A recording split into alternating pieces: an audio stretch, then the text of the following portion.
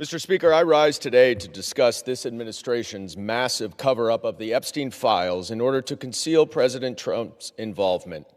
This cover-up reached its apex last month when Attorney General Pam Bondi falsely testified under oath before the House Judiciary Committee.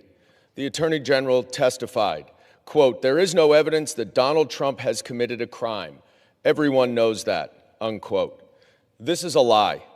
In the 3 million or so documents that the DOJ has disclosed to Congress under the Epstein Files Transparency Act, there is credible evidence that Donald Trump committed a crime. And that, of course, excludes the nearly 3 million pages that the DOJ is refusing to turn over. Donald Trump is mentioned thousands of times in the Epstein files. There are multiple allegations that he sexually assaulted young girls. But I want to focus on one victim's allegations that the FBI unquestionably found to be credible. The DOJ tried to hide reports of 3 of the 4 interviews that this victim gave to the FBI, but pressure from the media and Congress forced them to disclose them. And now we know why. She credibly accuses Donald Trump of sexually assaulting her when she was between 13 and 15. In each of her interviews, this victim recited the same account of her interaction with Donald Trump. On August 7th, 2019, she explained that she was between 13 and 15 when she was left alone with Donald Trump, who, quote, mentioned something to the effect of, "Let me teach you how little girls are supposed to be."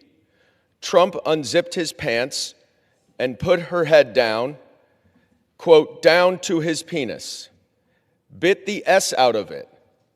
Trump struck the victim and said words to the effect of, "Get this little B the hell out of here." The victim advised that she bit Trump's penis because he disgusted her. She provided some additional details in the next interview 2 weeks later, and then a month later, she met again with the FBI and asked, quote, what the point would be of providing the information at this point in her life when there was a strong possibility nothing could be done about it. She didn't speak to the FBI again. But the FBI certainly found her story credible. In a 21-page PowerPoint presentation that the FBI made to prosecutors, they included this victim's testimony. They would not have done so if they did not find the evidence credible, which means that Attorney General Bondi lied when she stated under oath that there is no evidence that Donald Trump committed a crime. But we're just scratching the surface, because the Epstein files also reveal that Donald Trump has made false statements over the past quarter century about Jeffrey Epstein.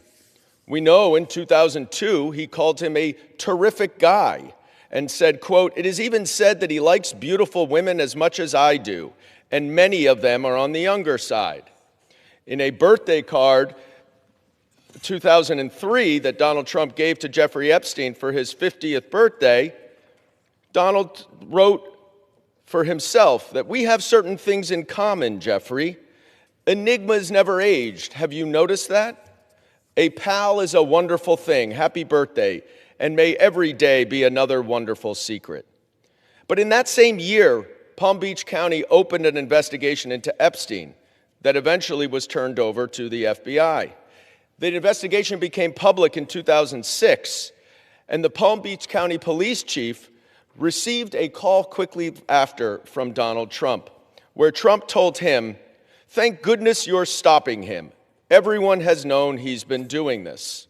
What innocent person calls the police chief about an investigation upon just learning about it?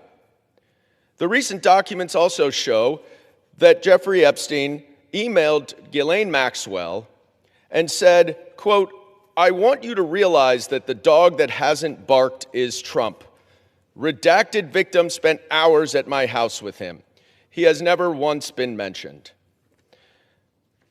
Trump also denied that he ever went on Epstein's plane. But of course, the Southern District of New York said that he was on his plane 8 times, often with young women. The reason why this matters is because we don't have half of the Epstein files. And if the Attorney General is covering this up in such a degree that she is redacting things from Congress, that she then, redacting things from the public that she then shows to Congress, what else is she covering up? And I would just show that this document here was redacted to the public, it was unredacted to Congress, and it completely disputes everything that Donald Trump has said about Jeffrey Epstein, about what he knew about the allegations, about his disgusting behavior, about whether he'd ever been to Jeffrey Epstein's house, saying, "I may have been there with my wife." Asked if any young girls were there. No. He may have had children of guests, but that's it. Well, we know that's not the case. Now, why is this important? Because if the Attorney General is covering up this information that she then reveals to Congress, what else is she covering up about Donald Trump's involvement in the Epstein files? I yield back.